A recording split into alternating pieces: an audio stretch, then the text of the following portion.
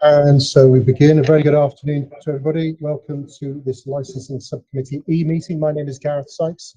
I'm the governance officer. I'm going to introduce the meeting and briefly go through the protocols for the council remote meetings. So please bear with me. I'll try and get through this protocol as quickly as I can. So only speak when invited to by the chair.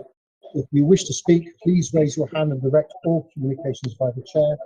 Will everyone please ensure that their mics are muted when not speaking, apart from the chair who does not need to mute their microphone.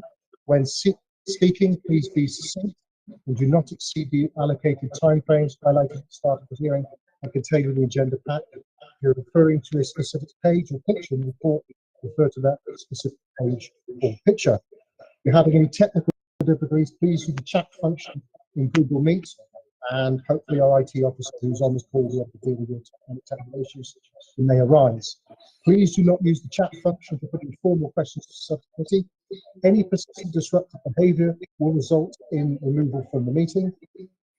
This next one doesn't apply. This applies when there's more than one application. But for this meeting, we only have now only one application. Applicants and all parties will be asked to leave the proceedings once we finish the item, and once all the applications have been considered, the meeting will finish, the live recording will finish, and then we will converse with the councillors and legal officer about the decision that's been made. So that concludes the remote meeting protocol. So we're now going to go to the formal meeting agenda, beginning with the election of a chair. Councillors, can you please elect the chair? Gareth, I would like to nominate Councillor Smith to chair the meeting. Thank you. Yes. Thank you very much, everyone, and welcome to this licensing subcommittee E, Tuesday the 2nd of August 2022 at 2 p.m. I'd just like to for us to run round and just introduce ourselves very quickly before we go through everything else. So my name's Councillor Smith. I'm a councillor in Stoke Newington Ward, chairing this meeting and also chair of licensing. Councillor Ozen. Yeah, I'm Councillor of Sanford Land Appeals. Brilliant. And Suba? I'm Subhash, I'm the Principal Licensing Officer. Will be presenting the case. Fantastic. Kerry, PC Ryan? Good afternoon, I'm Kerry Ryan. I'm a Police Licensing Officer. Thank you. Mr. Chewett? Good afternoon, I'm David Chewett. I'm Team Leader Licensing Technical Support and making a representation on behalf of the Licensing Authority. Thank you very much. And Amanda? Hello, good afternoon. I'm Amanda North from Legal Services, and I'm supporting members this afternoon. Thank you. And the applicant, if you could just introduce yourself, please. Sure. My name is Ian Steele, proprietor at Club Number 8, and I'm the applicant. Thank you very much, Mr. Steele. And I think we've got Mr. C finally on the phone. Yes, hello. I'm staying anonymous. I've received threats in the past from making representations. I'm not talking about Mr. Steele here, but from other parties. Okay, thank you very much for that clarification. Okay, great. That's fantastic. So we'll just run through the agenda. So the first item is election of chair, which we've done. So the second item is any apologies for absence, and there's no apologies today, I don't believe. Item number 3, declarations of interest. Councillor Ozen. None. Fantastic. Item agenda 4, minutes of the previous meeting. There's no minutes included in the pack for consideration today. And we'll just run through the hearing procedure, which is item number 5. So appointment of chair is step 1. Step 2, the licensing officer will outline the report. Step 3, the applicant will present their case in support of their application. And then step 4, responsible authorities will come in this case, licensing and police. I believe environmental health and weights and measures have withdrawn. And we've got another person as well, one other person, which they will present their case at step 5. In step 6, we will have all these steps in 5 minutes, by the way. Step 6 is a discussion, which is around about 15 minutes or so. We'll see how we go with that. Step 7, closing remarks. The chair will ask responsible authorities, other persons, applicants, the licensing officer, if they've got any final comments to make. Step 8, final clarifications, and then step 9, we'll ask those involved to leave, and then we'll make our decision, which will be available to you within 5 working days or on the phone, I believe, tomorrow. Okay, so let's crack on then. So we'll move straight to step 2. So Suba, the licensing officer, would you please outline the report? Thank you. Thank you, Chair. Licensing service are receipt of an application for a premises license under Section 17 of the Licensing Act 2003 for Club Number 8, Basement, 8 Stock Newton Road, for regulated entertainment, late night refreshment, and to authorize the supply of alcohol for consumption on the premises, as stated within the report. Representation remains from the police, licensing, and one other person. The applicant and the police have submitted additional information, which has been circulated. I have nothing else to add. Thank you, Chair. Yep, thank you very much for that. So if we could ask the applicant to come forward now to present your case, Mr. Steele. I'll give you 5 minutes. If you're struggling, you can have a little bit longer because we're not doing item 6. We only got one item today, so I'm going to be gracious with the time a little bit. Much appreciated. Thank you. Best way to present this case is you have the application. You've had sight of it. It is in the special policies area, which I believe is the issue here. And it's best that I introduce this by reading a couple of things out that I've actually submitted in previous emails. The special we are committed to making a difference in and around this locality in the special policies areas, in and around and surrounding it.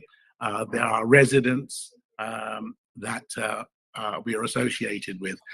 In the special policies area, Club Number 8 kind of specifically caters for and targets the Black and ethnic community, although not to say that others aren't welcomed as part of what we do. Within the special policy, what I'd like to do here is read out an email that I submitted to Acting Sergeant Kerry Ryan, which kind of summarizes where we're at. It says, with regard to the police concerns around the hours we've applied to operate and the negative effect on the cumulative impact this could have, I would comment and suggest as follows.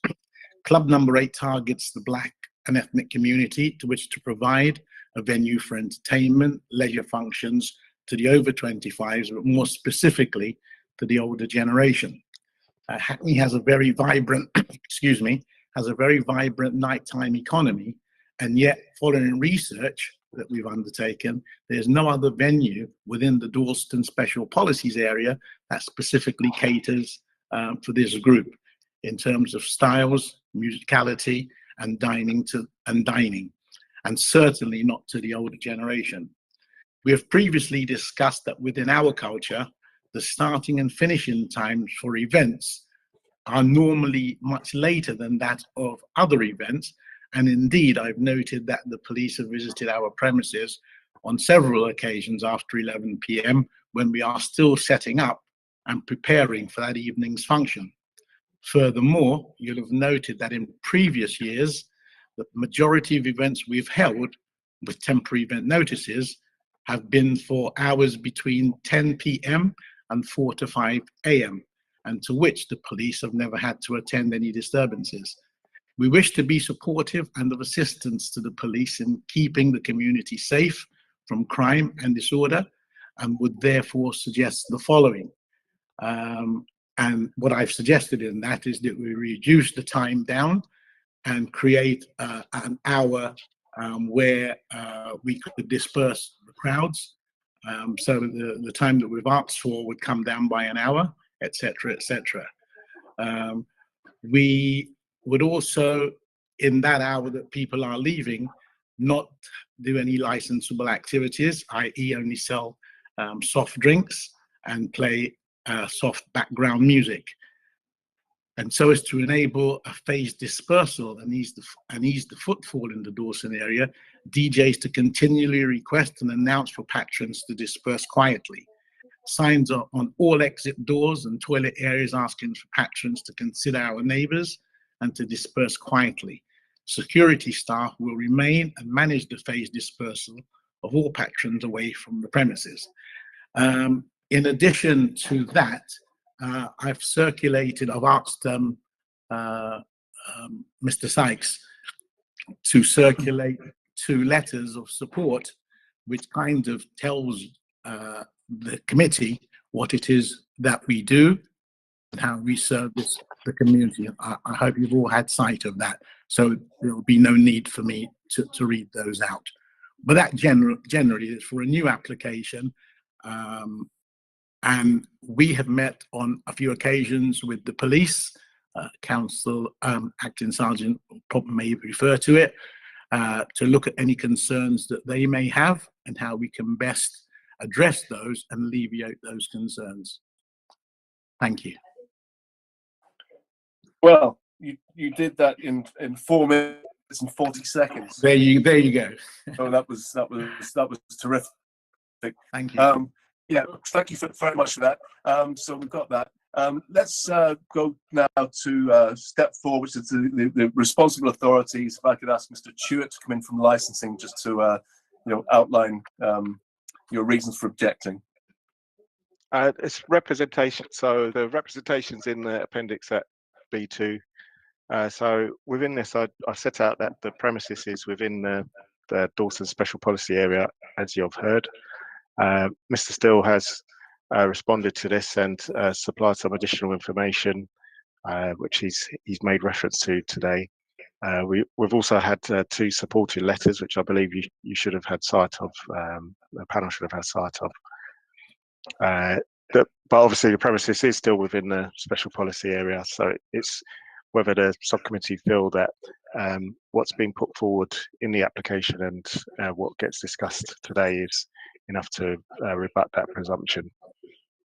I would say that I have seen some correspondence between PC Ryan and Mr. Steele in relation to their hours, so that might be something that you do focus on this afternoon. So I'll leave it there for now, Chair. Thank you. Yep, thank you very much for that. And if I can invite PC Ryan to come in and make your representation. Thank you. Thank you. Good afternoon. This application was actually submitted in February of 2020, so it has been going on quite a while now. So I thought it would be helpful if I just ran through a history of the work and dialogue that we've done with the applicant. So the concerns that I raised in my representation still stand, but this application was submitted just weeks before the pandemic hit, and so all licensed premises were then under extreme pressure and were first to close, and then as the time progressed, they were able to open and operate under strict and ever-changing rules and regulations. An in-person meeting was held at Stoke Newington Police Station in mid-March 2020, where police laid out our concerns to Mr. Steele and his advisor. And in this meeting, they told police that in their culture, people don't come out to socialise until much later, hence the hours which have been proposed in the application, as Mr. Steele has already said. Police explained the premises is inside the Dawson policy area, and the premises is surrounded by a lot of licensed premises, some of which are high capacity. And I explained that this application would be required to go to a subcommittee hearing, as we were unable to come to any kind of agreement at that time, which is when I submitted my representations. In April 2020, police and Mr. Steele had an online meeting to discuss my representations. And during this meeting, Mr. Steele confirmed that his target audience would be over 30s, and that they would exclude hen nights and stag parties, which has actually been missed off my proposed condition. So I would like that to be added if this license is granted.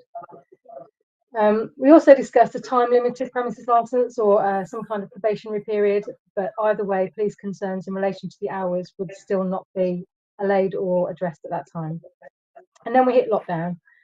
But in December 2020, discussions again started to take place, and we had an online meeting and spoke about the use of TENS, but that before police would be happy to accept the TENS, we would require certain documents, those being a dispersal policy, security details, a fire risk assessment, and a copy of Mr. Steele's personal licence. Although Mr. Steele has had TENS at the venue, we are yet to see an up-to-date risk assessment. I've seen an electrician's report of the fire alarm system, and I've seen a fire risk assessment from 2017 but nothing more recent than that at the moment, which is a little disappointing considering we've been asking for it for 6 months. Because it's a legal requirement to have a fire risk assessment, and as this is a basement venue, we do feel that it'd be imperative for us to see that.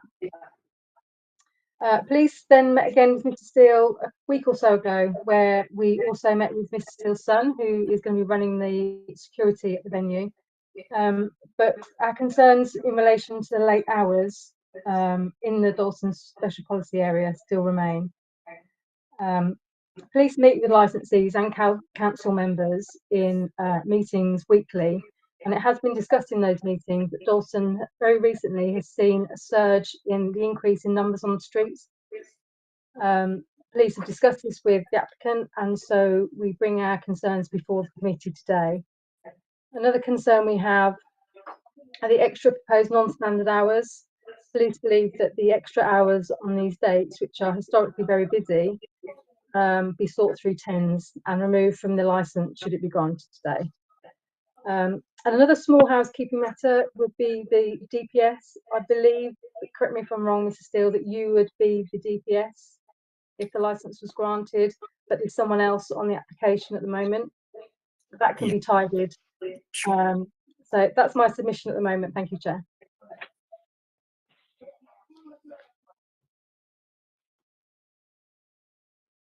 Disappeared. No, he is there. He is there. Chair, can I just ask through if you'd like to clarify with PC Ryan whether there are any concerns about the DPS or whether or not any changes need to be made there or anything? Any concerns, PC Ryan, around that question? Well, I believe that Mr. Steele now has his, well, I know Mr. Steele has his personal licence. So it was my, I believe that Mr. Steele was going to be the DPS, but on this application, because it was submitted so long ago, there's somebody else's details on that, but that just needs to be clarified. That is correct. Do we know that person? Sorry, is that directed to me? Yeah, well, it's to PC Ryan and to you, really. Yeah, he's someone that's been involved in the organisation for some time. He has his personal licence. He was actually there when PC Neil Hunswick visited the other day. It's just that he had his personal licence at the time and I didn't. Since then, I've acquired mine, hence why we've all changed the DPS to myself in due time. Okay, great. Is that it, PC Ryan? Are you finished there? Yeah, that's it. Thank you. And yeah, just at this stage, I'd like to offer Councillor Ozan an opportunity for any points of clarification. Do you have any points of clarification at this stage? Actually, no, I don't need any clarifications. Okay, Just brilliant. Thank you. I like to know more about the fire assessments. That's all. Okay, well, we can talk about that in the discussion. Thank you. Okay, well, let's move on then to step 5. Mr. C, if you would like to present your case, highlighting your reasons for objecting this application. Thank you. Yes, thank you, Mr. Chairman. This premise is entitled Club 8, which is somewhat ambiguous as to exactly what's going to be going on at Club 8. I might have a little more confidence if the applicant has spelt responsible properly. The scope of this license is quite large, very large, in terms of the licensable activities and the hours. My principal concerns are with the amplified music, the hours, and the dispersal. And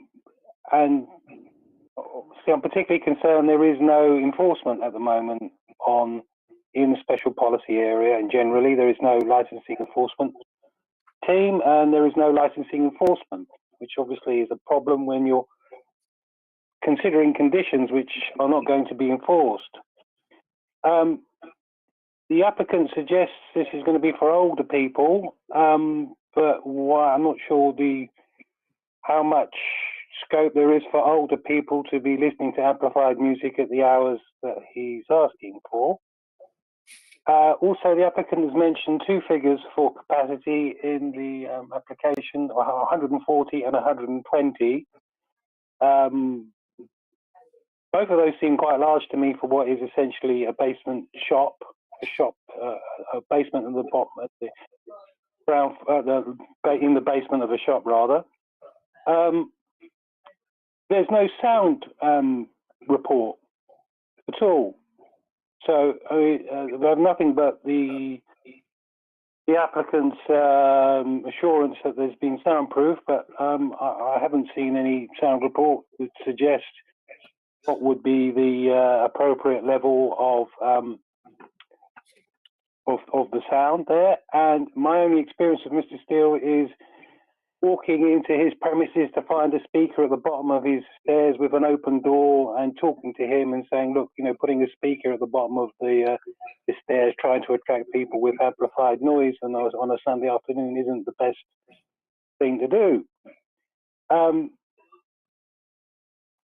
Yeah, the conditions that have been suggested through the weasel words of the noise service, the unattributed authority there, doesn't suggest to me that the condition suggested is anything more than the statutory nuisance regime, and the duplication of the statutory nuisance regime within the licensing regime is prohibited under the Section 182 guidance. So those conditions to me are absolutely useless and will have no effect whatsoever. And Mr. Steele did mention some notion of, but there's no written dispersal policies provided. My experience is living directly opposite the premises and also with a view prospect to Shackle Lane is that the tents that have been recently undertaken have been essentially there's been a very long dispersal, very long and noisy dispersal of the crowds from the rear of the premises, and lots of hanging around on Shackle Lane, lots of cars turning up with amplified music, and basically the large crowds hanging around on Shackle Lane for an extended period, and nothing in what Mr. Steele has said would give me any comfort in that would be avoided in the future. And neither the police conditions really either do anything to satisfy that concern. Whenever I see people asking for non-standard hours for Christmas Eve, Christmas Day, I think, you know, this really is very, very irresponsible. I don't think any responsible licensee, applicant for a license rather, would do that if they were really considering the community, people who actually live in the area, people who are actually going to be affected by the operation of this premises. And doesn't seem to be really, did mention the policy, but didn't really mention any notion of what how this would add to the cumulative impact, or how this wouldn't add to the cumulative impact. And I mean, for instance, the ground floor premises at number 8 is up for a license next week. And there are lots of other premises in the area. And the idea of coming out, I'm not sure exactly what the hours applied for are. Are they 4? Are they 5? It's all very unclear in what's been said. And either way, 4 or 5 doesn't sound acceptable to me at all. So I have my own cultural preference, which is to get to sleep about 11 o'clock at night and wake up about 7 o'clock in the morning. I hope you respect my culture there. Thank you, Mr. Chairman. Thank you very much for that. Very clear where you're coming from there. Great. So should we just move into the discussion phase then? I know Councillor Ozen, you had a question about the fire risk assessment, if you'd like to come in with that question. Yeah, yep. That's my question, so I like to hear about more. Mr. Steele. Thank you. The fire risk assessment that has been submitted to the police is the fire risk assessment that was done after we had completed the soundproofing in 2017. And since then, we have had a fire service. I'm not sure what the correct phrase is, but they have inspected the premises, and I submitted that also. I think Acting Sergeant Kerry said it was an electrician's report, but he's actually a fire and electrician. We haven't had a second a follow-up risk assessment done because the risk assessment that was done in 2017 still applies. I did ring the fire brigade, and they no longer provide. I did discuss this with PC Hunswick when he requested it, that they don't do that, and we have to get our own to do a risk assessment. But the chap that did the risk assessment in 2017 said it's exactly the same. It still applies. There's been no change. Okay, I mean, we can talk about numbers and stuff a bit later, but I'd like to ask PC Ryan, and I don't want you to go into this, and you don't have to go into it in too much detail, but just those 10s that have been happening in 22, there's a whole series of them. The hours generally seem to go to about, well, the latest one was the 25th of the 2nd, 22, went to 3:30, and there's a few other ones there gone to 3. How did they go, really, those events, for you? Well, Mr. Steele's correct. We weren't called to any disturbance there. What we will say about the 10s is obviously they're risk assessed individually by not only Mr. Steele and doing his due diligence on his side, but we also do our checks to make sure that we're happy that he's not going to cause any problems on the night. Yeah. And Mr. C, as you live near there, did you have any problems with those 10s at all yourself? Well, I did hear some. I mean, my big problem is bass, and it's difficult to directly attribute bass. But yes, I think there was a problem with a bass problem there, this noise problem. Right. But there was also, in particular, what was obvious was the dispersal, which was very poor. Right. Okay. Right. Thank you for that. I mean, obviously, Mr. Steele, a sound report would be useful. A written dispersal policy would also be useful in this event. I mean, the nub here, I think, for all concerned, really, are the hours, and we really need to think about those, because at the moment, from my point of view, being in the SPA, even 4 is way too much. I think that goes well beyond sort of what's around the area. So I'm just being completely open with you and clear about this. That's how I feel. I mean, a ballpark figure, which I think is actually really reasonable, and I say this because you put forward actually quite a decent application. When you address all those mitigating factors to sort of promote the licensing objectives. Now, if you keep to all that stuff and we can agree on certain conditions, then I would suggest that 2, and I want to hear what Mr. C is going to say about this, and PC Ryan, and even the licensing team. 2 o'clock, I would be putting down as a kind of as a place to begin to have a discussion. Now, I think that's quite reasonable. I think 1 fits better with the policy, but I feel a bit more gracious because your application was good. So I'd just like to hear back from you about that suggestion, Mr. Steele, and also from the police and licensing, what they think about that as well. Bearing in mind, we have to consider that we don't want to be adding to the cumulative impact, but at the same time, we want to be fair, right? So that's what we're trying to achieve here.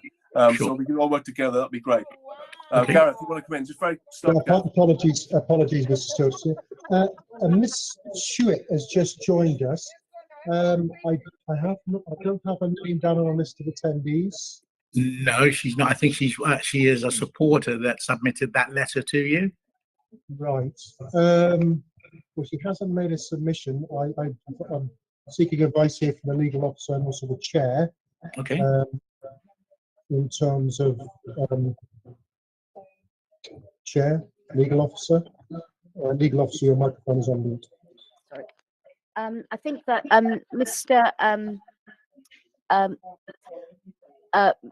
Basically, because you hadn't given us notice that she's actually attending, and also she hasn't made a representation towards your application, apart from obviously the letter in support. That's for the reason. I mean, there's probably no issue with her being here, but it's only that we normally procedurally try to be put on notice and have people who actually make representations from the outset in the application. Did you ask her to attend to make any representations in respect of this application? Is that me? Yes. Yeah. Sorry. Yeah. Because Miss Stewart has done quite a lot at our venue, hence the supportive letter that she's had in various ways. Yeah. She asked if it would help her being party to the discussion. I think the supportive letter is enough. Yeah. Yeah.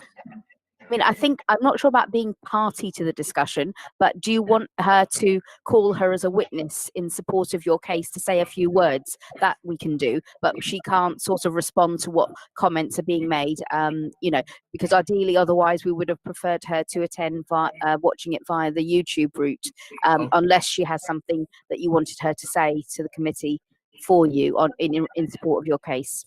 Not that she just wants to be supportive in that her groups use our venue for lots of different things. So she just wanted to be supportive and make that clear that her groups do that. Chair, do you have any issue with Miss Stewart still attending, or do you want to hear anything from her? Or Yeah, I mean, I think if June wants to speak for a couple of minutes about it, I'm perfectly happy with that. I mean, I think it'd be good to hear from her. I mean, let's just do that now before we move on to the timings again. June, if you want to come in for a couple of minutes, I'm happy to hear what you've got to say. Sorry. I think there's a lot of background noise possibly coming from Miss Stewart's area. Are you able to go to somewhere quiet?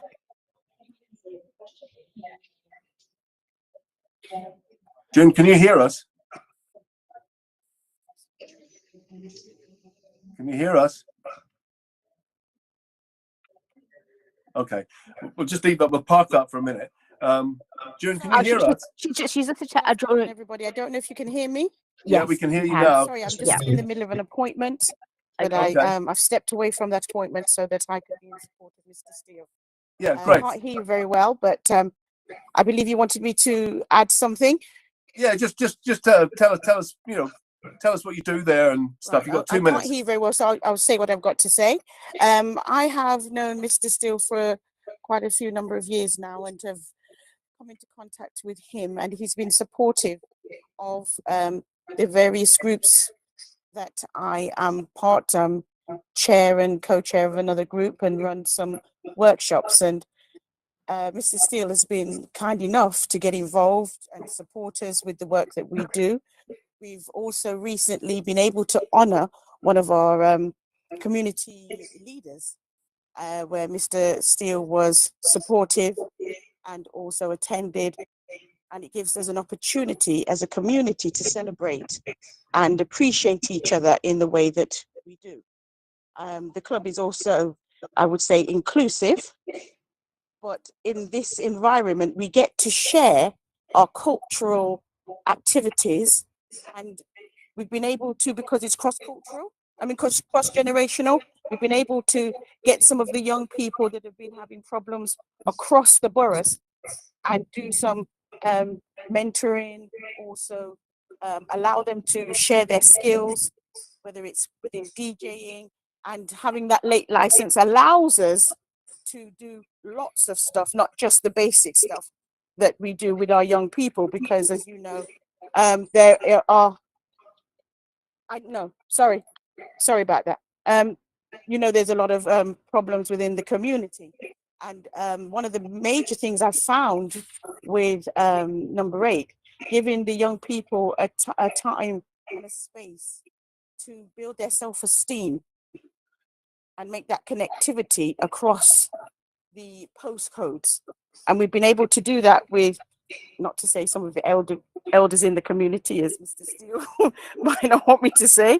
I'm sort of becoming an elder as well, and having the young people. I don't know what else you would want me to put input, but I'm having trouble hearing you.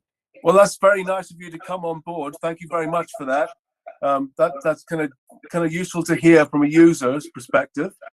So thank you for that. And I was just to add, what we're really finding is having spaces where that we can go on and cater for our young people, because a lot of our young people come out at different times of night, and especially late in the night, and our spaces are being taken away, closing down at a rapid speed, and this has been quite an iconic venue and is well supported. So I hope that's enough. Yep. Thank you very much for that, June. Thank you. Amanda, you want to come in? Yes, Chair. I just wondered if you wanted to ask for clarification to the applicant. How frequently do these late night events occur? Or is it every week that he's going to be operating? You know, because I don't know if obviously if the premises is used as a community premises, is it only a small amount of time, or you know, that they will be operating with the alcohol? Yeah. Thank you. Thank you. Majority of the things that we've been able to do in the last couple of years we've been able to do by acquiring tens.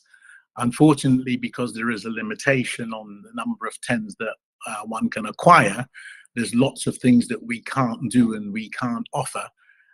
We are inundated with requests to do things. We have a membership of which I've supplied details to Acting Sergeant Ryan. We have a membership of 50 plus. And just as an example, and the majority of the things that we do are birthday parties and other family celebrations. And if you just took half of that number were to celebrate their birthday, we still wouldn't be able to do it in the number of tens that we're allowed to have. So it's not that we are open as a club generally for the public to come every night or every day on Friday and a Saturday until 5 o'clock. That's not what we do.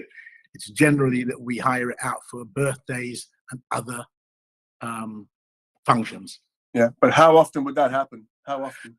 Well, as often as we get the request, but certainly more than the number of tens that we are allowed to do. Yeah. So how many in a year then, roughly? I would say 40. Right. Okay. Brilliant. Thank you. So just to go back to the hours again, PC Ryan, do you want to come in and just tell us what you think about that, about 2 o'clock? Because you did mention, you know, there might be an option of sort of demonstrating a degree of compliance with sort of reduced hours to then possibly come back and think about, you know, the application again later if there's no trouble. Do you want to just come back and just comment on what you think around 2 o'clock? Yeah, can you just clarify, Chair, that you mean 2 o'clock for the Thursday, Friday, Saturday, Sunday? Yeah. Well, not the Sunday, just the Thursday, Friday, Saturday. Well, the Sunday at the moment is 5 a.m. Yeah, well, obviously that would. Well, no, it's not. Sunday's 1, isn't it? One, yeah. Sunday's 1, I think. Correct. Oh, So right. Friday and Saturday's 5, basically.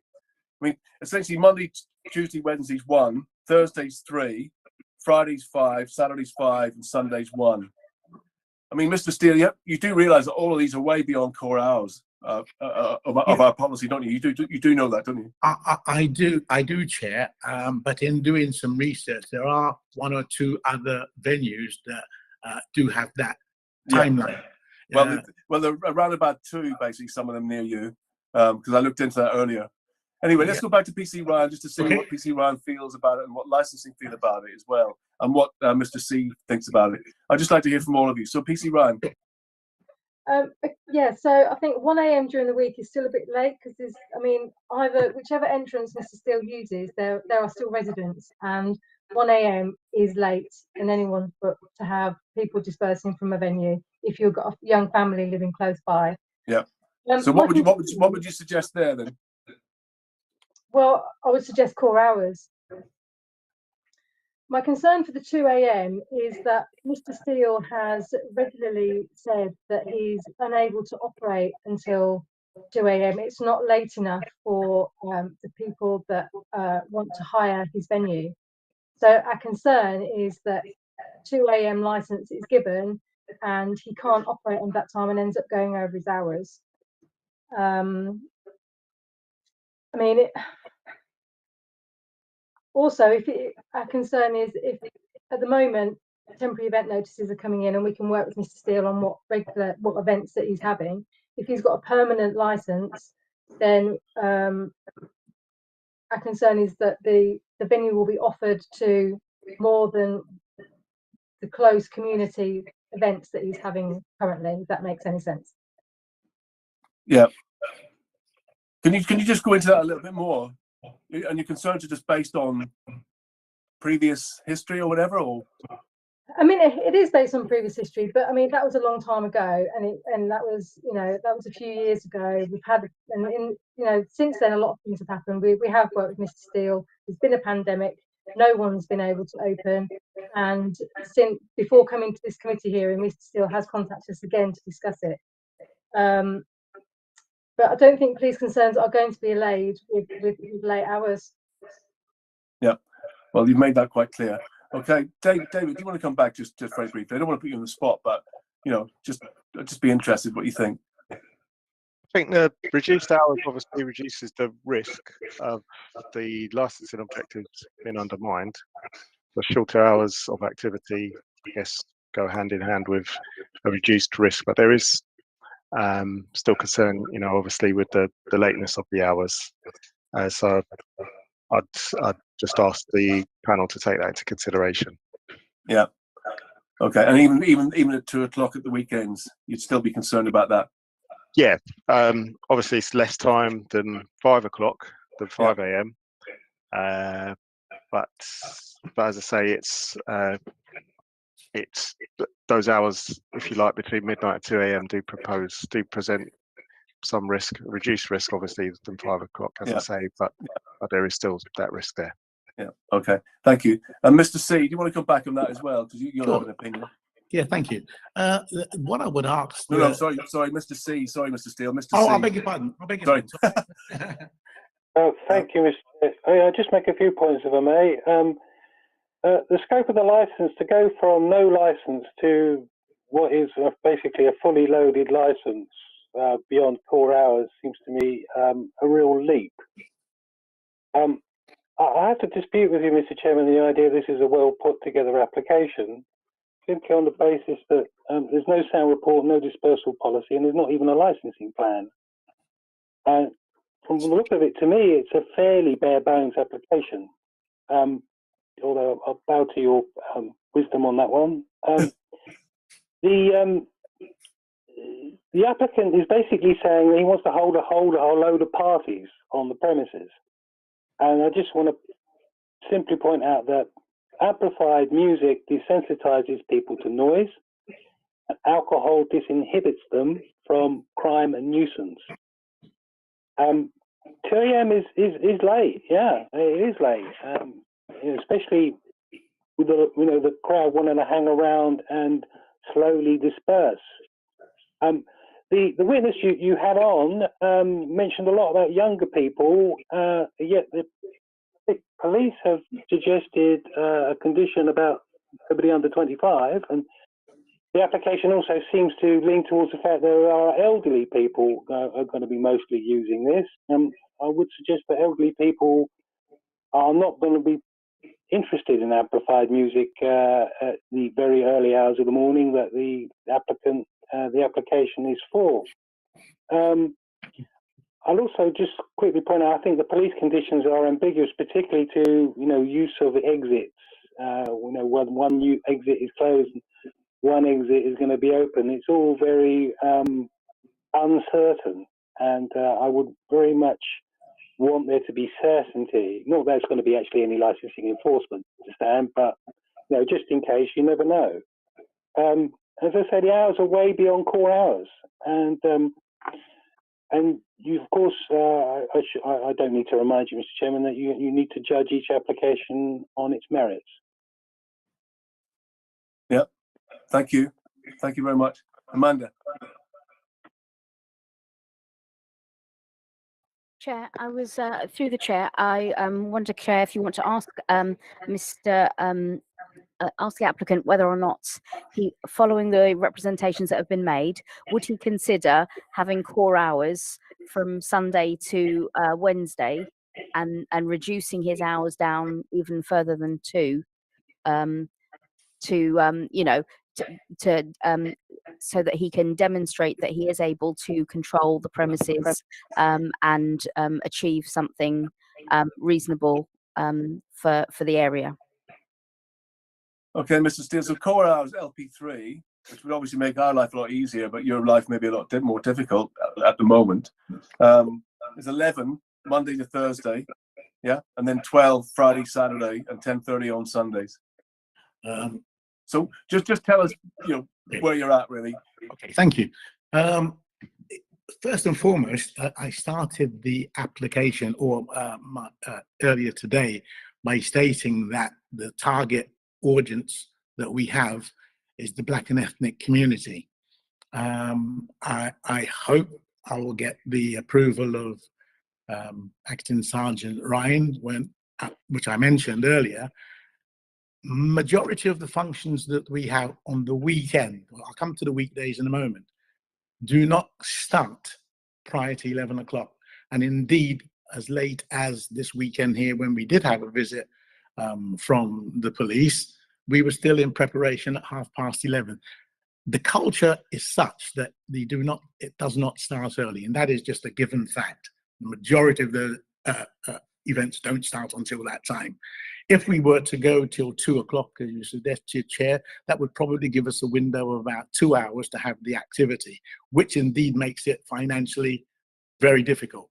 Some time ago, as Acting Sergeant Ryan said, we have had dialogue with the police, and one of the ways in which we've gotten to the point that we've gotten to at the moment is PC Hunswick said, when we were starting back and we pressed the reset button, he said, let's start at 1. Let's give you until 1 o'clock, see how you get on, and then we may be able to then increase our acceptability of the times as we go forward. We did that. We did a couple at 1, then we went on to 2, and that's hence we've ended up at 3, because that is the time that gives us a little bit of a leeway to actually make it worthwhile. The culture is such that it does not start events early. It just does not. Weekdays, I think we could go with weekdays to the core hours. I think we could definitely try that. The reason that the supporter mentioned young people is not for the weekends. It's more the things that she does or they do during the weekdays, hence why 1 o'clock was the time that was put. There is a supportive letter there from Sister Space, who you may or may not know, in the community, and we have supported them with dinner dates there and other events that they have. They're looking to do a carnival event coming up soon. We do support people in that community, and definitely the timing that we are suggesting would not lend itself to it. It just would not.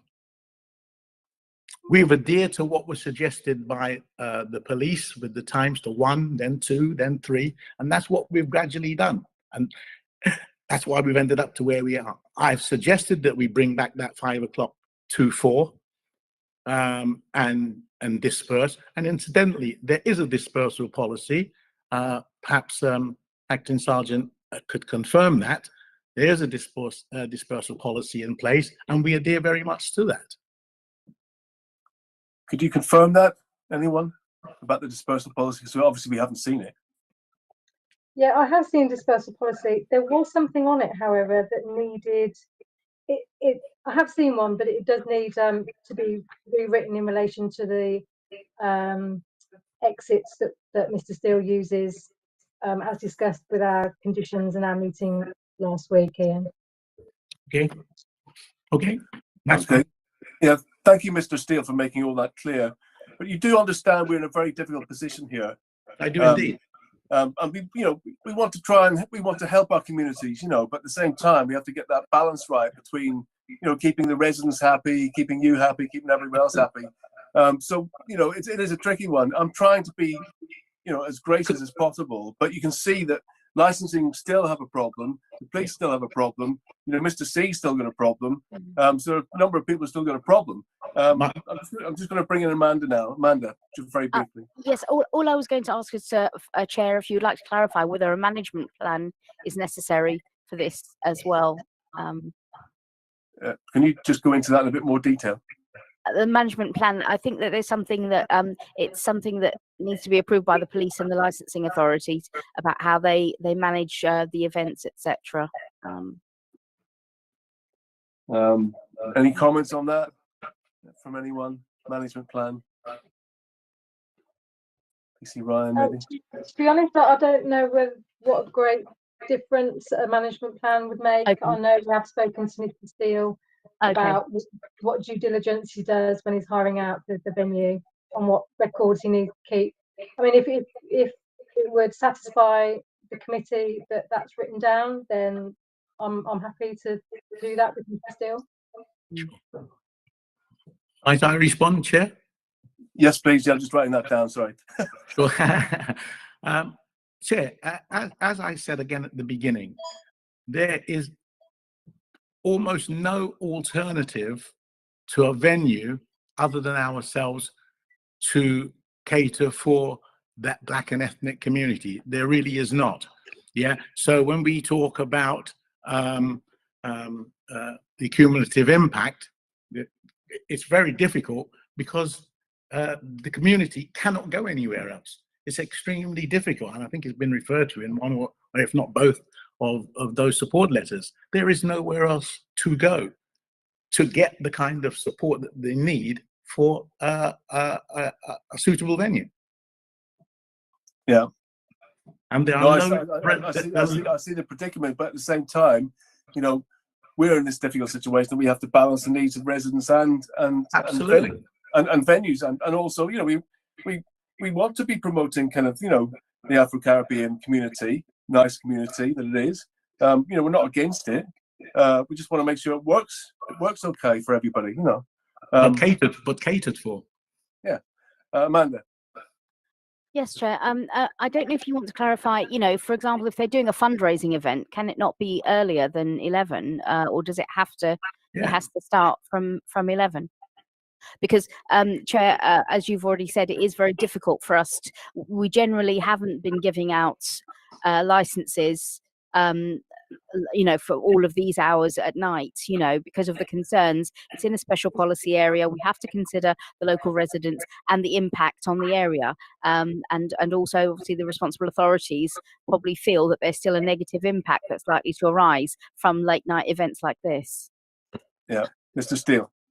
The surrounding venues around us, which are the nearest kind of competitors, if you like, are 3 o'clock. Those are the nearest ones to us. And whilst I understand the predicament the committee is in, I would stress that we need to have a facility for the community that we're dealing with to be able to do the things that we do. Mr. Steele, I think some of those licenses were granted before the SBA, I believe. Some of them were, but a couple have been since. Yeah, I think the couple since we've looked into this were 2, I think. Is that right, Suba? We looked into this earlier, didn't we? That's right, Chair. Yes. So they've been till 2. So look, I mean, we've got a good idea. So just Councillor Ozen, do you have any questions you'd like to ask at all now you've had to think about it? No, I don't. No? You're happy with everything so far that you've heard? Yes, I heard so. And about the management class, it's not charity, is it? It's gonna be just personal limited company. It's gonna run that. It's not charity. It's not charity, but it has a lot of membership. Okay, thank you. Yeah. Okay. So if you were to go to core hours Monday to Thursday, that would be 11 Monday to Thursday, right? Yeah. Might I suggest Monday to Wednesday?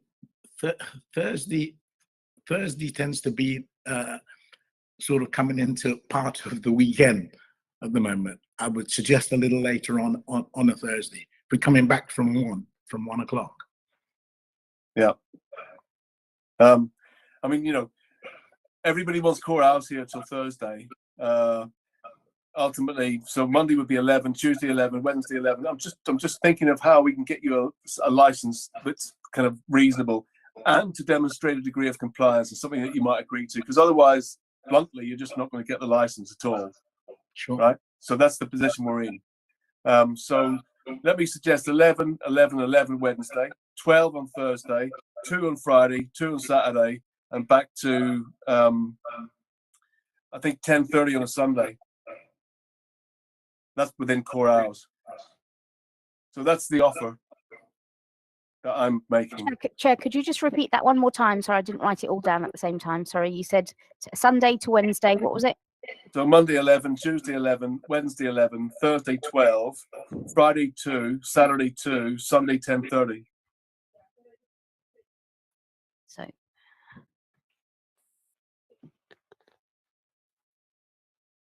sorry, Mr. Steele, it's going to be like this. It's just, you know, it's we've got an SPA, we have the police on board, the licensing authority here, everyone's here, Mr. C, you know, other persons, and us as members are trying to get that balance.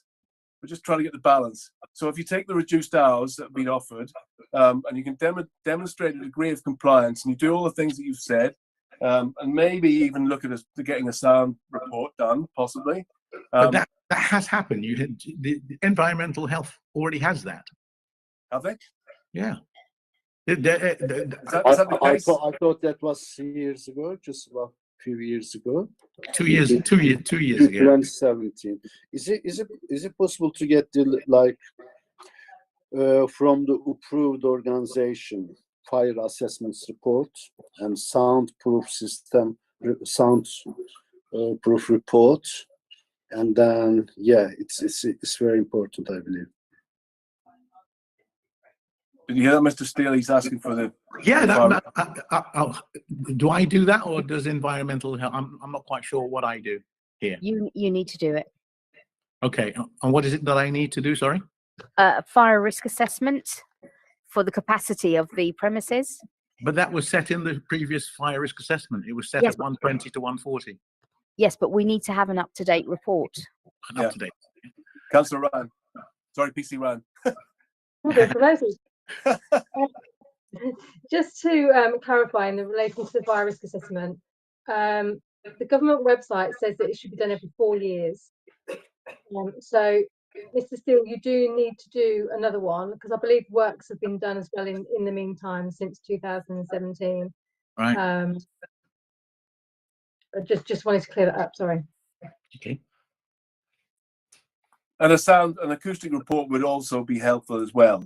I know all these jumping through all these loops and stuff, you know, but as I say, if you were in my shoes, you'd be thinking the same thing. You know what I mean? It's a tricky one.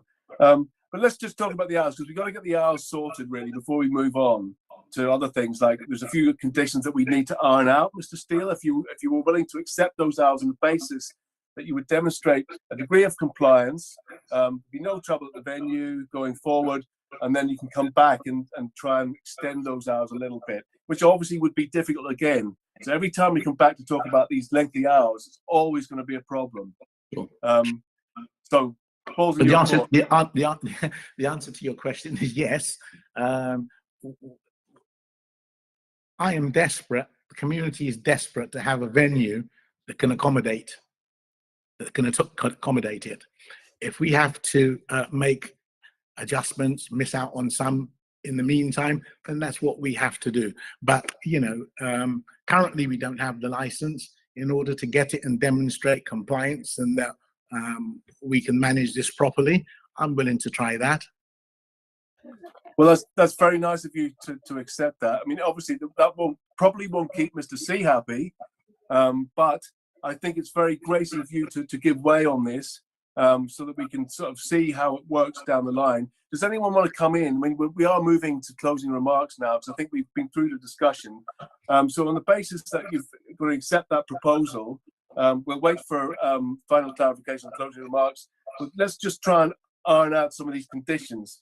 So we had a condition 15 that was amended to 80, I believe, by the police. Mr. Steele, you came back and suggested 100. So we need to kind of agree a figure around there. So PC Ryan, do you want to come in on the numbers? You suggested 80. Mr. Steele came back with 100. Where are you placed with that one? We could split it in the middle, 90. So should we say 90 then, Mr. Steele, for that? I'm happy with that. Okay. And then the other one was the condition 17, no customers under 25 except family members. And then there's another condition within the pack 26 that mentions under 18s. So we need to have a discussion about what's acceptable there. So PC Ryan, do you want to come in because you proposed condition 17? Yeah, that was after we had a discussion, Mrs. Steele and I. Initially it was no under 30s, but then Mr. Steele thought that would exclude too many people. So he asked that no one under 25 unless they're a family member of someone that's got membership having an event there. Right. Is that acceptable to you, PC Ryan? Yeah. Yeah. It's completely unenforceable, Mr. Chairman. Sorry. Maybe licensing might want to come back on that.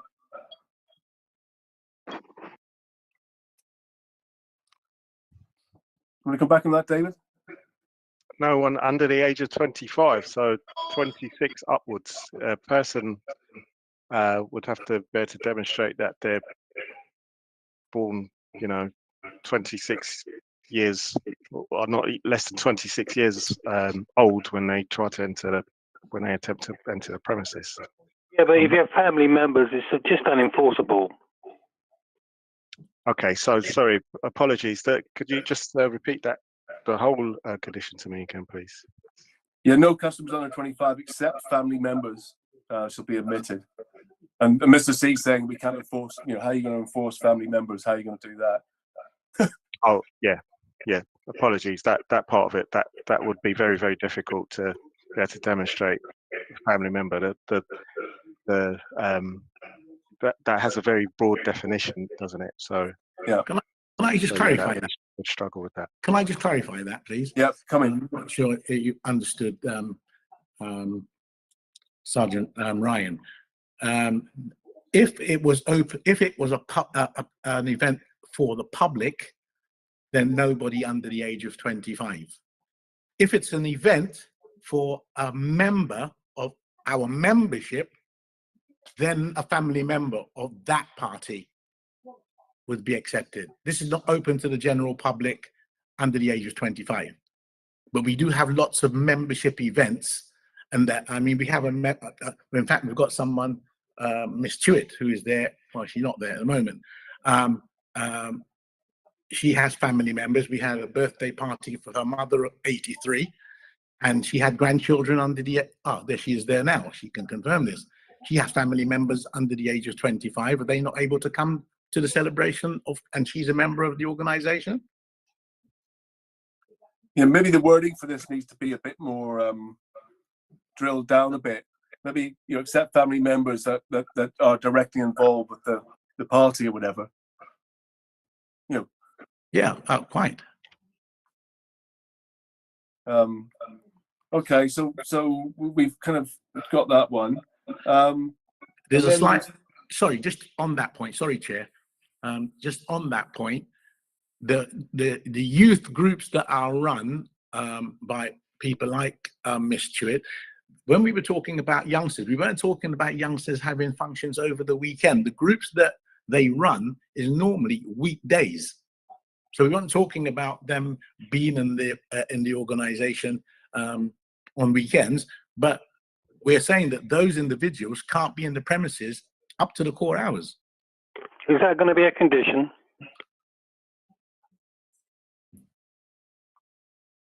Sorry, is that directed to me? Yeah. Well, directed to the chair, actually, but Okay. Well, what do you feel about that, Mr. Steele?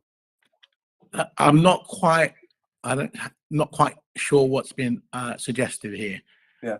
Mr. T, do you want to clarify what your suggestion is there? Okay, the suggestion is for functions that we have over the weekend, open to the public, the public can attend.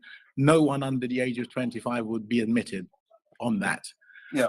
For community groups, such as the one that Ms. Chewett runs, they do workshops and functions for people under the age of 25, generally in the week. Are they not allowed on the premises? Okay, then that's your question, Mr. C. I think that's a good idea to have that condition. So it's basically a distinction made between community groups and the public. We'll draw up a condition around that distinction. I just wanted to move on now to condition 21 in terms of smoking. 21, I think the police said 6. 18, we've got in the pack, it said 8. Then we need to agree on a figure for the smoking front, and is it going to take place at the front or the rear of the building?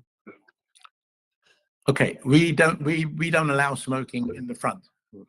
Right, so it would be at the rear. Yeah. And the police are suggesting 6. PC Ryan, do you want to come in? I thought you were suggesting 8. Yes, my concern with that, with the smokers, all smokers being at the rear, is that the rear door would have to be being used. One of the conditions is that only one door can be used. So if you're using the front door as your main entrance for people to come to an event, or you're open to the public, then who's going to be on the back door watching smokers? We always have a SIA security officer attending the smoking area, always. That would mean that you're breaching your condition then, because the condition says that you would only use it one entrance and one exit, and that what did I say? do we have to have that condition? There's no reason to have that condition, surely. Well, my concern is that if both doors are open, then the security is, well, you'd have to employ much more security, and for a small premises, it's going to be quite costly. Yeah, as we discussed when you were there last week, Yeah. my son, who heads security, insists on 3 security for any event, minimum of 3. So that would still determine 1 at the rear and 2 at the front.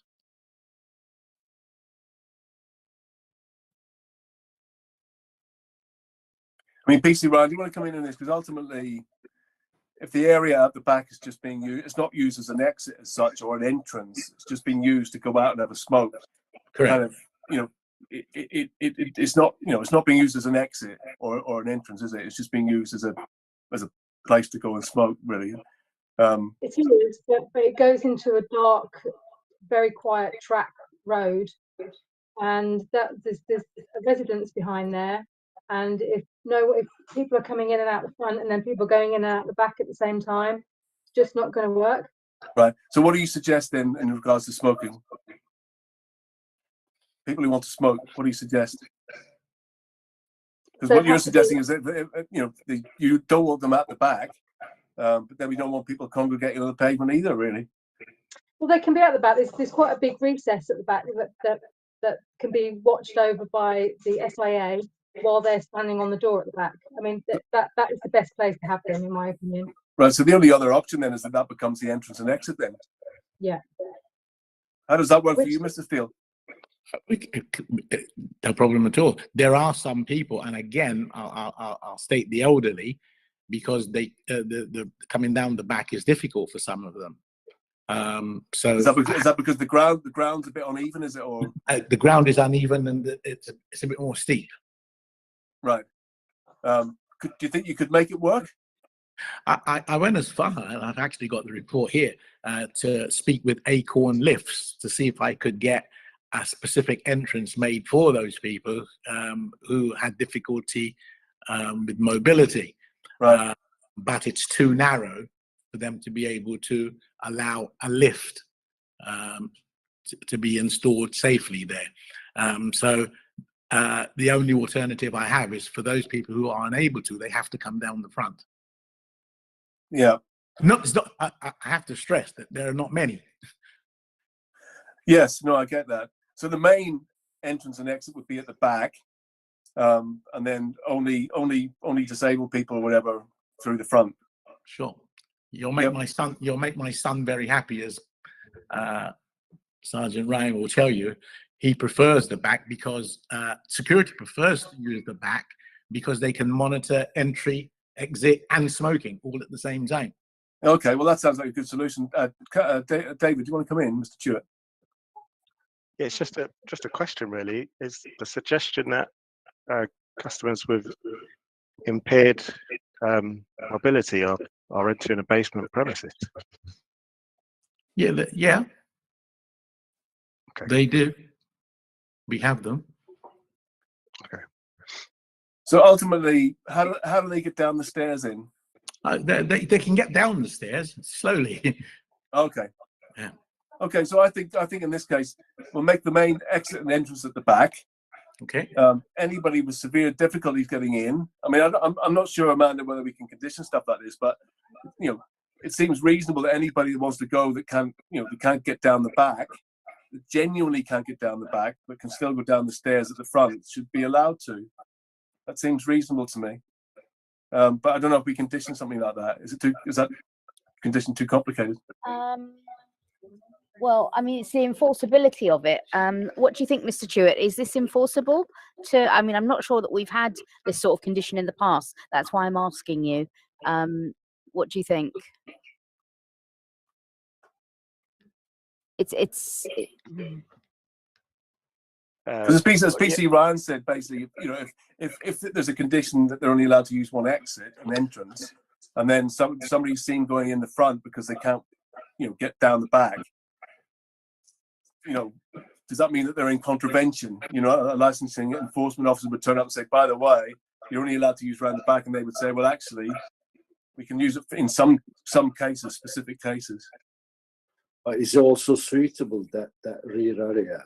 I mean, it's not only the rear of the premises. We've been told whole area, there's a street, it's very dark, and how about the rest of the area? Is it suitable for the disabled access? Yeah, it is safe. I mean, there is lighting now along there. There's lighting along that back small road. We because security prefer it. That's the main entrance these days. But we do have some events that people prefer their celebrants to come down the front. They give the address as number 8 Stoke Newington Road. We will now have to change the address that we give out as the back entrance. Yeah, but that's possible, isn't it? You can. Yeah, there's no issues with that. But Yeah. I'd just like clarity on this. If we're using the back as the main entrance, when people are dispersing, are they not able to go out the front, or they do have to go out the back? They have to go out the back still. If that's entrance and exit would be through Entrance and exit. I think there was no camera. Yeah, entrance and exit. So they'd have to come in through the back and go out through the back. Okay. And then obviously, anybody can. Mr. C, you want to come in? Yeah, I was just to say that from the 10s, all the dispersal was from the back anyway, and they were hanging around on Shacklewell Lane for quite an extended period. So I'd certainly like that looked at. Okay. You say you've got an SIAs out there? Yes. need to work on that dispersal policy. So maybe we could put in something else about Shacklewell Lane, kind of, well, you know, just to try to get people to move on, basically. Yeah. Well, since the meeting with Sergeant Ryan, we've had that discussion in that we were prior the security just made sure people left the premises securely and walked out. But what we've now discussed is that they will actually wait until people have dispersed from the area, from Shacklewell Lane. Right. I mean, obviously, you know, it's difficult for us for you guys to be monitoring, you know, what happens on the street as such. Yeah. But it would be good to sort of give some advice to people to, you know, just not hang around the area really. If they're leaving, then just to you know, just not hang around. Yeah, Mr. Chairman, my issue is that there were several people turning up with in cars, picking up people on the corner of Miller's Terrace and Shackwell Lane. A lot of noise from chatter, loud chatter, and very loud chatter, and amplified music from cars, and you know, for an extended period. Right. I mean, obviously that can happen at the could have also happened at the front as well, but yeah, obviously that was a nuisance to me. So I just thought I should make the point. No, it's a good point. Amanda, is there anything we can do about that? Because I mean, obviously that's beyond our jurisdiction really when it comes to enforcement on the street like that. But is there anything we can advise the venue to do in order to kind of mitigate against that sort of thing? Yeah, they could close at 11 o'clock or reduce the core hours. Yeah, I mean, I think we're limited in what we can do in terms of conditions for that. Yeah. Okay. Unless Mr. Truitt has any suggestions or not.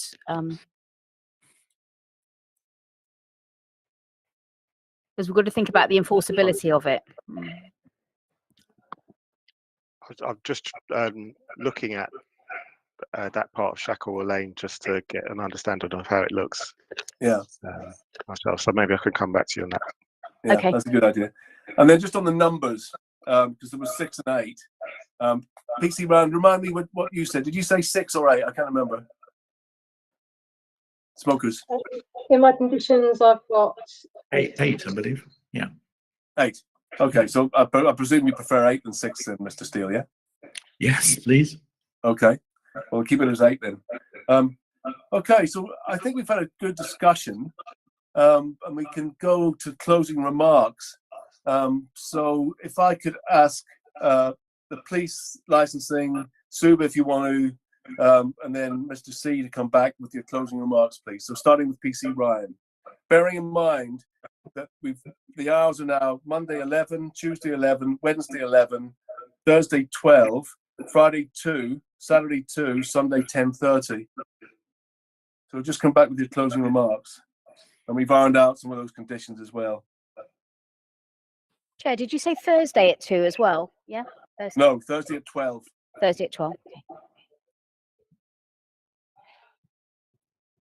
So PC Ryan, closing remarks, please. Yes, thank you. So the hours would still be our biggest concern at the weekend. I mean, we have to look at it from a policing point of view and what we already have in Dalston, and you know, what our resources are pulled towards. It's in a special policy area. We have to think of the residents, but at the same time, we need to have a license that Mr. Steele can work within the confines of. I think everything else that I've written down, I think we've cleared up in our discussion. So there's nothing more from me. Thank you, Chair. Okay, fantastic. Thank you. And Mr. Truitt, we'll come back with your closing remarks. Yeah, probably just to echo what PC Ryan's just said. So still a concern about the hours, really. But we've heard some additional conditions being suggested and additional measures, etc. But obviously the site is still within the Dalston Special Policy Area. Thank you, Chair. Okay, brilliant. Suba, do you have anything to say at all? Sorry, Chair, just one thing. If I don't know whether I missed it out, whether we discussed about the non-standard hours, if that's absolutely, it was. Oh, yeah. So you're happy to, if we're happy to grant, you're happy to get rid of the non-standard hours, Mr. Steele? For the days that you've suggested, Chair, as I say, first and foremost, we do need a facility.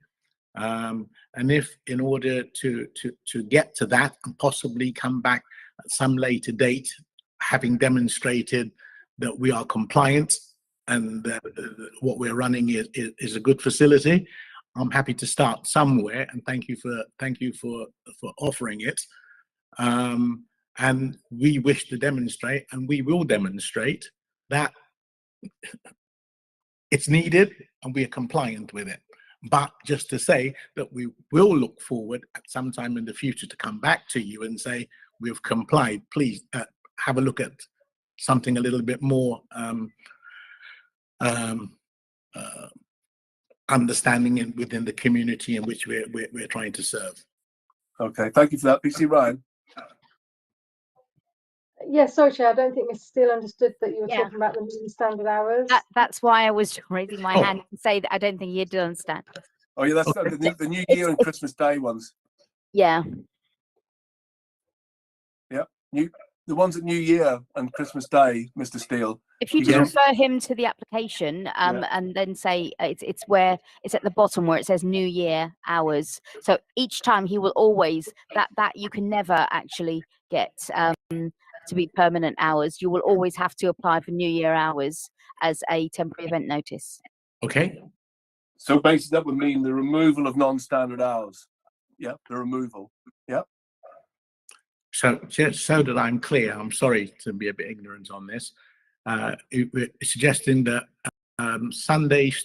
Sorry. No. Just a Christmas and New Year. Okay, fine. And Yes, bank holidays. we will apply. We will apply with 10s for if we want to extend those hours. Okay. Yes. Okay, so that means removing them from the license. Yeah. Right. Okay. That's all. David.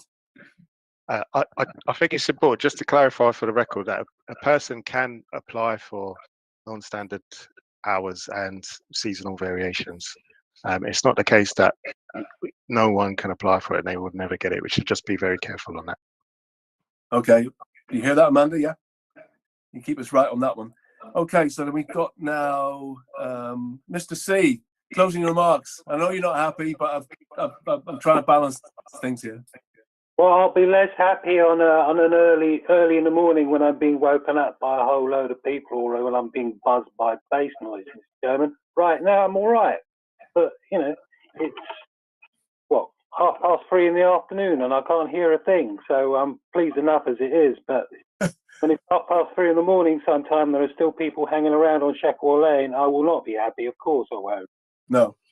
It's been 2 years since this application was, over 2 years, the application was put in. Been negotiating still at the last minute. Is less than ideal. Really, this needed to be walked through a lot more carefully than it has been. It gives me some pause about the actual management capability. Yeah. The fact that there isn't a dispersal policy to be seen in hand, and we've only had a few representations about it.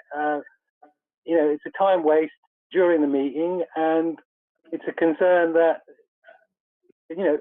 with all of that, there's nothing for me to see, nothing for me to have a look at as a person who's made a representation. Yeah. Yeah. I'm also concerned that there hasn't been much of a discussion at all about the addition of amplified music onto this license. This is a fully loaded license, and to have amplified music beyond core hours, to have anything beyond core hours actually is a concern. From cold to beyond core hours, from no license to beyond core hours, I don't think it's appropriate. I think it should be at least to start off with 4 hours, and I don't think there should be any additional. I don't think there should be any entertainment to start off with. Mr. Steele's just given us the black and ethnic community argument, but that's not an argument that you can use properly concerning the cumulative impact. That's just simply having a sense of entitlement. He mentions other premises that, of course, each application should be considered on its own merits. And considering this one on its own merits, but with no sound report, no dispersal policy, and no licensing plan, gives me consideration. I just like to say, Thursday, I like to sleep on Thursday nights as well. That's quite important to me. There's very much a tendency to have this wraparound weekend where the weekend never ends. And that's beginning to become the case yet again here. So I would just say to you that the whether or not this is going to be a problem, I think, is not, hasn't allayed my concerns. I don't think the applicant has discharged his burden to prove that he isn't going to add to the cumulative impact. In fact, I think he's basically saying that he's going to add to the cumulative impact, but he would like you to excuse him for it. And that would be all he has to say. Thank you, Mr. Chairman. I think I can leave it there. I would just say to you, core hours, please, and no amplified music until we have at least a sound report. And the conditions are just so poor. There's no absolute prohibition.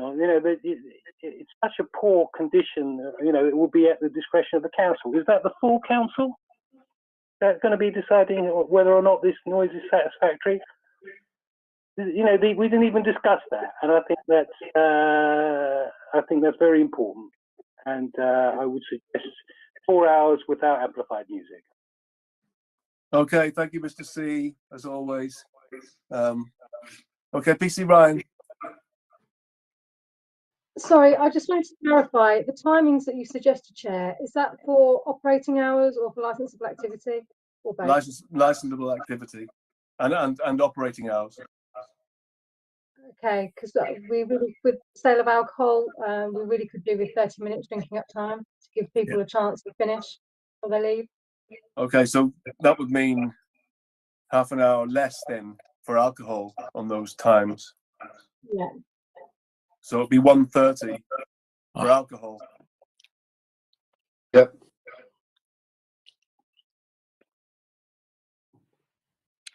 Is it not possible to go the other way, Chair? The licensable hours are 2, with a half an hour to disperse and to get people out of the premises and disperse. Yeah, we'll have a chat about that one when we come to consider our verdict. So, final clarifications, anybody? Anybody need some final clarifications? Mr. Steele, I just want to give you one opportunity to come back to Mr. C, just on some of the things that he was talking about, just for 2 minutes. Gilbert, only one consideration. It's about if the rear door is not going to be used after the core hours, what is it going to be about the smoking area? Police, how many people are going to be in the front, or are they going to be able to use the front? No. We've talked about that. Yep. Okay. The entrance and exit will be from the back, and they'll be allowed up to 8 smokers out there, and that's it. No, I'm talking about if the rear door not used after the core hours, like 11 or 12. Yeah. So what's going to happen when it's open? Wouldn't it cause some issues on Friday and Saturday if we're going to limit the rear door hours for to use the rear door? Well, I mean, the venue will shut it at whatever time it is, and the doors will be closed, I presume. Right, Mr. Steele? I mean, that's... Yeah, absolutely. Yeah. We will work to the hours that we're given. And I would ask you to consider that the licensable hours are as what we have previously said, but with an added 30 minutes to get people away from the premises. There are, Mr. C has mentioned noise from Shacklewell Lane. Well, it's odd that there's noise in Shacklewell Lane at those hours. If you go to the front of the building where there are several, and I mean several other licensable premises, people are coming out of there.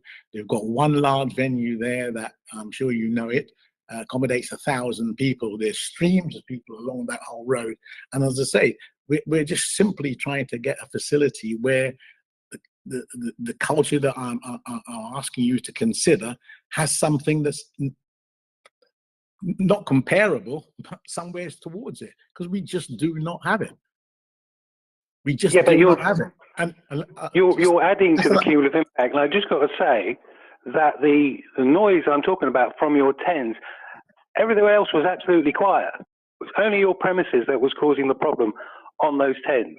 Mr. C, we've not had one noise complaint, and environmental health will substantiate this. We have not had one single noise complaint, not one. Are you calling me a liar, Mr. Steele? I'm telling you what I've witnessed myself firsthand. I'm not calling which you anything. I would I'm not, okay? just allow me to finish, please. I'm not calling you anything. I'm telling you the facts. We have complied with everything that we've been asked to. Environmental health has come down. They've checked it out, and they've provided a report saying that in 2 years they've not had one noise complaint. They've made no representations whatsoever, Mr. Steele. I beg your pardon? They've made no representations whatsoever. No, they've None. withdrawn it. They've withdrawn it. Well, then they've made no representations. Because they've withdrawn it, because it's not an issue. Well, they didn't make any representations in the first place. Yes, they did. Well, it's not in the report.